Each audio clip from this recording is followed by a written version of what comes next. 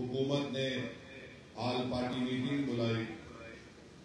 میں نے اس آل party meeting میں اس بات کو رکھا کہ اقوام متحدہ کے سیکورٹی کونسل کا ریزولوشن ہے جو 9/11 کے بعد سیکورٹی کونسل نے اس کو اپنایا تھا، جس میں 4 نکات دیے گئے. تمام ممالک سے کہا گیا کہ دہشت گردوں کو پناہ نہیں دیں گے، ان کو پیسوں سے مدد نہیں کریں گے، ان کی ٹریننگ نہیں کریں گے. مگر برسوں سے پاکستان اپنے ملک میں دہشت گردوں کو ٹریننگ دیتا ہے بھارت کے خلاف. پھر اقوام متحدہ کا آرٹیکل 51 ہے جو اس بات کی اجازت دیتا ہے کسی ایک ملک کو وہ سیلف ڈیفنس میں اپنے ملک کے تحفظ کے لیے دوسرے ملک پر وہ اپنی ملٹری کارروائی کر سکے. میں نے اس کا بھی حوالہ دیا.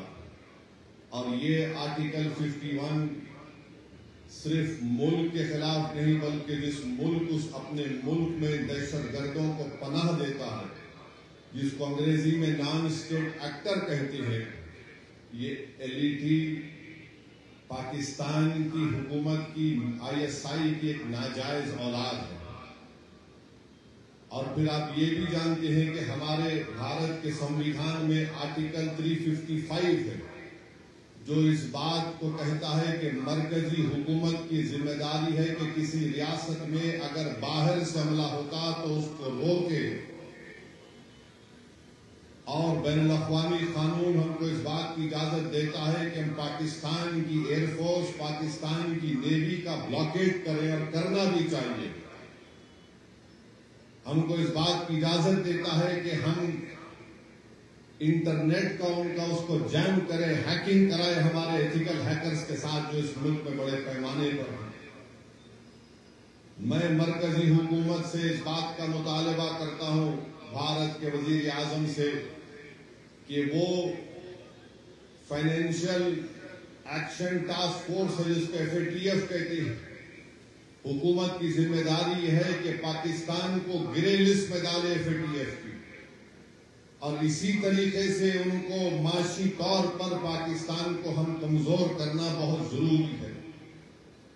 اور جو لوگ آج پاکستان میں بیٹھ کر بکواس کرتے ہیں، میں ان سے کہنا چاہ رہا ہوں کہ آپ بھارت سے آپ کا وقت آدھا گھنٹے پیچھے ہے. اب جیسا یہاں 6:15 ہو رہے ہیں، وہاں پر 6:45 ہو رہے ہیں. مورو آدھا گھنٹہ پیچھے نہیں ہے، وہ آدھی صدی بھارت سے پیچھے ہے. اور یہ بار بار یہ غلط بات وہاں کے لوگ کرتے ہیں، ارے ہمارے ملک کا بجٹ جو ہے، تمہارے ملک کا بجٹ ہمارے ملٹری کے بجٹ کے برابر نہیں ہے. تم برابری کرنا تو دور کی بات، تم اگر اسی طرح کرتے رہو گے، یہ بار بار پاکستان یہ کہتا ہے کہ ہم نیوکلیئر بام ہمارے پاس ہے، ایٹمی بام ہے. یاد رکھیے، اگر آپ کسی ملک کے اندر جا کر معصوم لوگوں کو ماریں گے تو کوئی بھی ملک خاموش نہیں بیٹھنے والا ہے، چاہے حکومت کسی کی بھی ہو.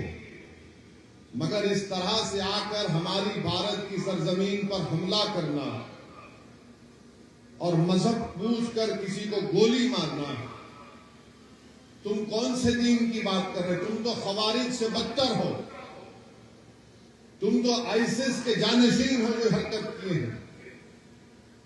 تو میرے عزیز دوستوں اور بزرگوں، ہم ہمارے ملک کے وزیر اعظم سے بھی کہیں گے کہ جب کشمیر ہمارا اٹوٹ حصہ ہے اور رہے گا انشاءاللہ، تو کشمیری بھی ہمارا اٹوٹ حصہ ہے. ہم کبھی بھی کشمیریوں کے خلاف یہ جو ٹی وی چینل پر یہ بڑے بڑے اینکر بیٹھ کر گفتگو کر رہے ہیں، بے شرم ہے یہ پورے اینکر. اگر کشمیر ہمارا اٹوٹ حصہ ہے اور رہے گا تو کشمیری بھی ہمارا اٹوٹ حصہ ہے. کیسے ہم ان پر شک کر سکتے ہیں؟ وہ کون تھا جو دہشت گردوں سے ان کا ہتھیار لیتے ہوئے جس کی جان چلی گئی؟ وہ کون تھا جو اپنے کندھے پر زخمی لوگوں کو بٹھا کر 40 منٹ چل کر نیچے لے کر آیا؟ وہ کون تھا؟ کشمیری تھا جو ایک معصوم بچے کو اٹھا کر اس کی جان بچا رہا تھا.